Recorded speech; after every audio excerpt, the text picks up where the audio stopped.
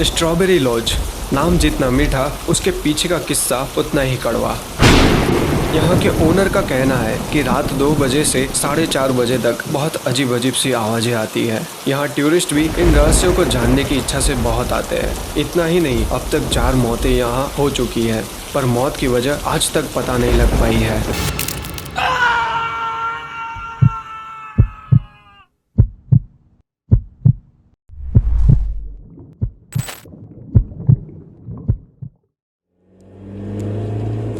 अप्रैल 2016 को 3 दोस्त यहाँ नैनीताल घूमने आए थे। श्रुति, आकाश और विवेक। वो तीनों बड़े टाइम बाद एक साथ घूमने निकले थे। और तुम्हें पता है कि वो रहने के लिए कहाँ ठहरे? स्ट्रॉबेरी लॉज में।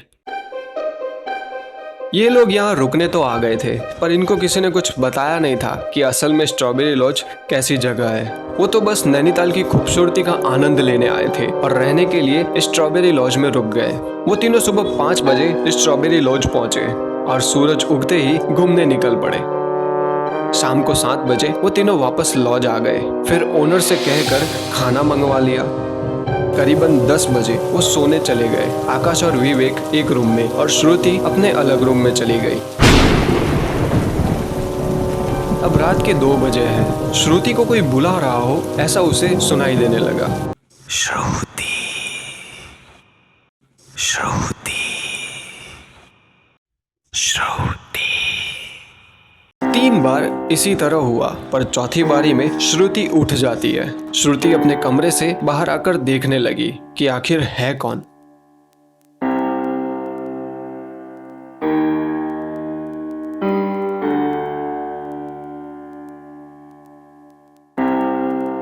कुछ देर बाद श्रुति ने अपना इसे भ्रम मान लिया और कमरे में वापस आ गई।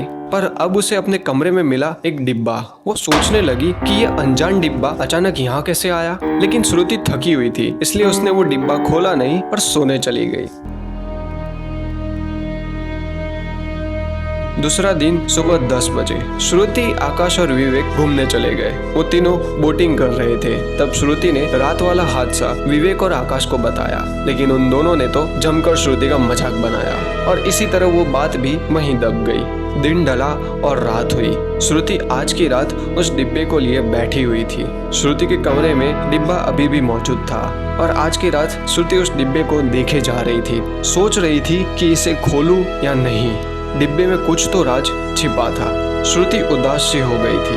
वो किसी को इस डिब्बे के बारे में बता भी नहीं रही थी। लेकिन आपको क्या लगता है, ये एक मजाक था या फिर श्रुति किसी बड़े हादसे का शिकार होने वाली थी? इस रात भी श्रुति ने डिब्बा नहीं खोला और पिछली बार की तरह तीसरे दिन भी विवेक और आकाश के साथ घूम रही थी, लेकिन उदास मन से, मानो जैसे श्रुति नहीं रही। अब तीसरी रात हुई। आज की रात श्रुति डिब्बा खोलने का तय करके रखी हुई थी। उसने एक गहरी सांस ली और वो डिब्बा खोल ही दिया। डिब्बा खोलते ही श्रुति को मिली एक चिट्ठी। श्रुति ने चिट्ठी खोलकर पढ़ा तो उसके पसीने छूट गए थे।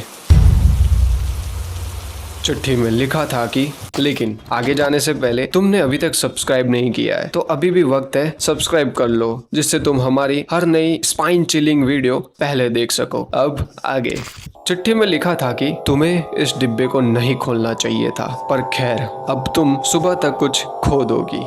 श्रुति अब और स्ट्रेस में आ चुकी थी। वो समझ नहीं पा रही थी कि क्या खोने वाली है वो। इसी स्ट्रेस को लिए श्रुति की आंख लग गई और सीधे सुबह ही उसकी आंख खुली। सुबह सुबह श्रुति के कमरे के बाहर से कई सारी आवाजें आ रही थी। श्रुति अचानक रूम के बाहर आई। फिर बाद में उसने जो देखा वो श्रुति के रोंगटे खड़े कर चुका था। श्रुति के सामने विवेक और आकाश की लाश पड़ी हुई थी।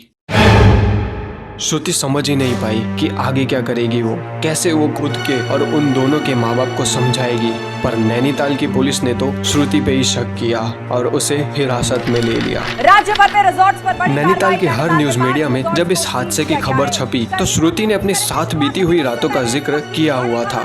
जिससे यह चर्चा और बढ़ गई कि स्ट्रॉबेरी लॉज में जरूर कुछ तो गलत है। स्ट्रॉबेरी लॉज में रुकने के लिए लोगों की भरमार होने लग गई थी। ओनर अब ग्राहकों को संभाल भी नहीं पा रहा था। वो मना कर रहा था कि आप क्यों अपनी जान खतरे में डालना चाहते हो, पर लोग हैं कि माने नहीं। धीरे धीरे 2-3 दिन बाद फिर स्ट्रॉबेरी लॉज में कुछ लाशें मिली और स्ट्रॉबेरी लॉज का ये सिलसिला यूं ही चलता रहा।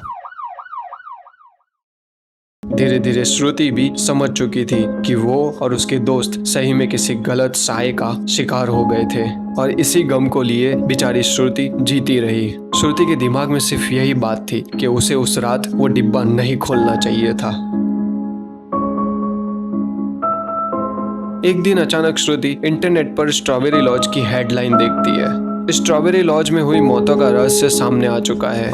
ये पढ़ते ही श्रुति पूरी खबर पढ़ने लग जाती है, पर उस खबर को पढ़ने के बाद श्रुति की आंखें खुली की खुली रह गई थी, क्योंकि खबर में लिखा था कि कई सालों से नैनीताल के स्ट्रॉबेरी लॉज का ओनर टूरिस्ट को यह बोल के आकर्षित करता था कि उसका लॉज भूतिया है। जब लोगों ने इसे सच नहीं माना तो वो खुद ही इसे सच बनाने में लग गया था। जब भी 2 से ज्यादा लोग वहां आते तो किसी एक को किसी तरह से अपने वश में करता, श्रुति फिर एक डिब्बे का नाटक करता और अंत में डिब्बा खोलने वाला ये शख्स जिंदा बचता और बाकी दूसरे मरे मिलते।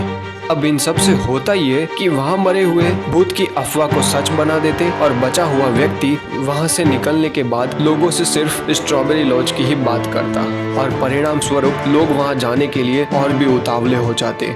तो इस तरह श्रुति और उसके दोस्त किसी भूत का नहीं बल्कि किसी के लालच का शिकार बन गए थे। ये कहानी तो यही खत्म होती है, पर स्क्रीन पर आ रही वीडियोस इससे भी ज्यादा डरावनी है। तो अभी सोचो मत, किसी भी एक वीडियो पर क्लिक कर दो।